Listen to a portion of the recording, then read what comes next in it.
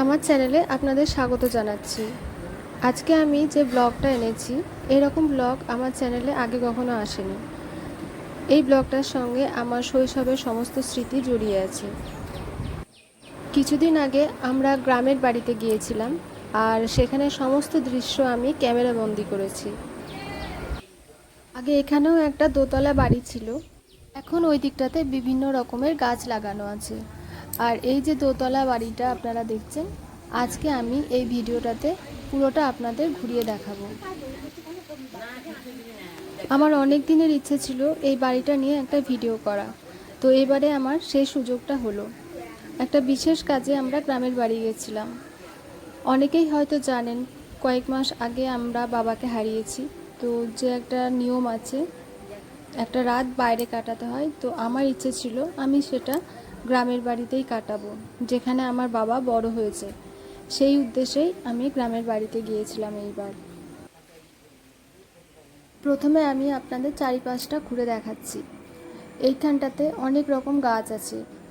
আমরা যখন ছোট ছিলাম এই দিকটাতে তখন থেকেই বাগান ছিল, আর এখন ওই দিকটাতে আলাদা করে বাগান হয়েছে।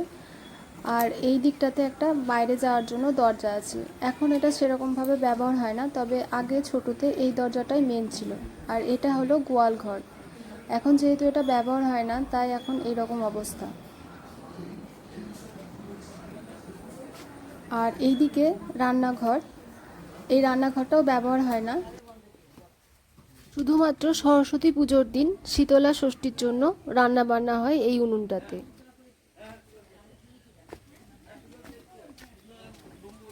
অঘ্রাণ মাসে যে নতুন ধান ওঠে, এই গোলার মধ্যে সে ধানগুলো রাখা হয়।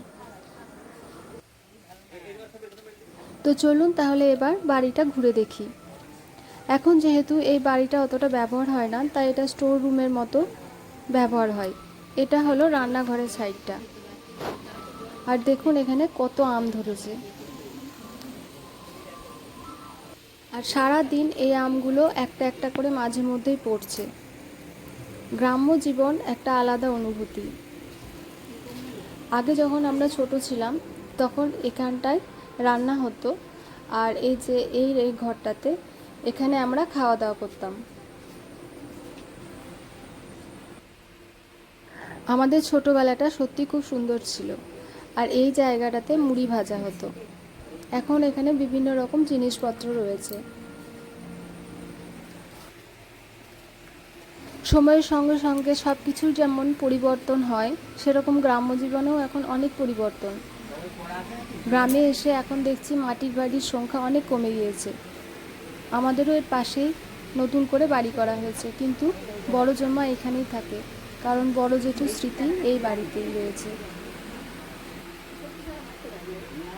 আর এই চৌকিটাও অনেক স্মৃতি বহন করে। ছোট থেকেই দেখতাম বড় জেঠু এই চৌকিতেই বসতো, আর আমরা গেলে আমাদের নিয়ে গল্প করত। এই বাড়িটায় নিচে দুটো রুম আর ওপরে দুটো রুম, তার মধ্যে এটা ঠাকুর ঘর। মা তারার মূর্তি। আমাদের গ্রামের খুব কাছেই তারাপীঠ মন্দির।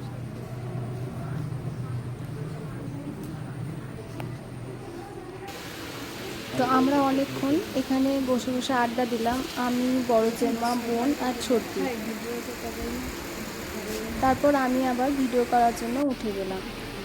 তো এবার চলুন উপরের দিকে যাই।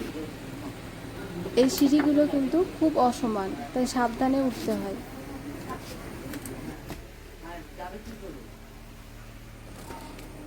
আর ওপরে উঠেই খোলা বারান্দা। আগে যখন বাড়িতে কোনো অনুষ্ঠান হতো, তখন এই বারান্দাতেই ঢালাও বিছানা হতো।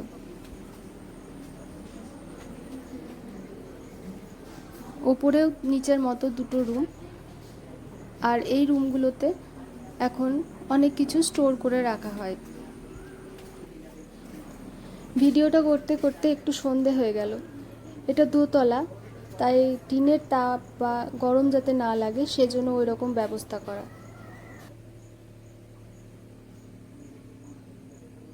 ছোট্ট ছোট্ট দুটো জানলা। আর এখনও এই মাটির ঘরটা খুব সুন্দর করে পরিষ্কার পরিচ্ছন্ন করে রাখা। এই যে তালাই, এই তালাইগুলোই এখানে পেরে ঢালাও বিছানা হতো। অনেক ছোটোবেলাকার কথা মনে পড়ে যাচ্ছে।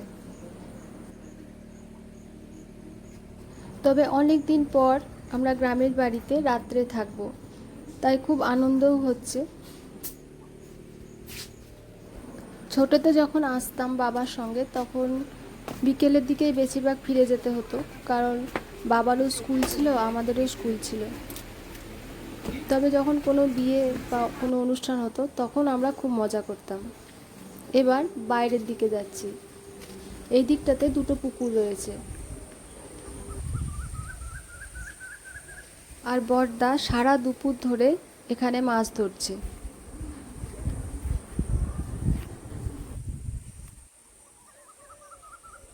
কটা মাছ পেয়েছো? 3টে। আর এই দিকে একটা বাগান করা হয়েছে। আমার বড়দার ছেলে, ওর খুব বাগানের শখ, অনেক রকম গাছ লাগায়। তো আমিও কিছুটা এই ভিডিওতে সেটা শেয়ার করছি। আমার বাবারও খুব গাছের শখ ছিল, আর আমার বড়দার ছেলে ও সেটা পেয়েছে। এগুলো ভেন্ডির গাছ। শুধু যে গাছ লাগিয়েছি তা নয়, খুব সুন্দর করে গাছগুলো সাজানো সারি সারি।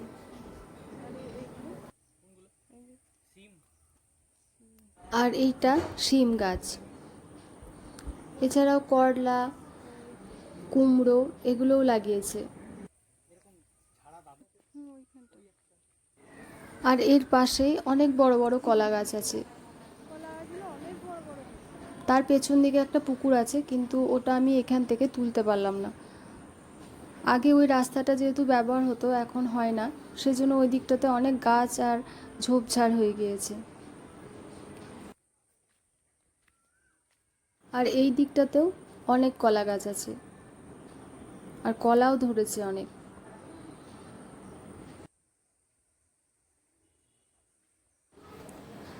অনেক দিন পর আমরা এসেছি, তাই বাড়ির সবারই খুব আনন্দ। কে কী করবে আর কোথায় রাখবে ভেবে পাচ্ছে না।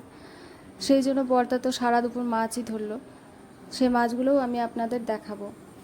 তো চলুন দেখা যাক কতগুলো মাছ পেয়েছে।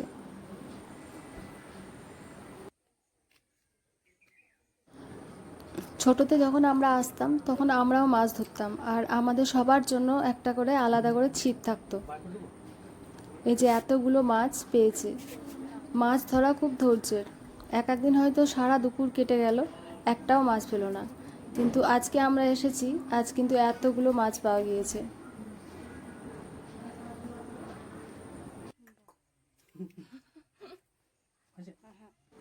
আমি আর একবার এই দিকটাতে এলাম, কারণ এটা দেখাতে যে পুকুরটাকে কিভাবে জাল দিয়ে ঢেকে রাখা হয়েছে।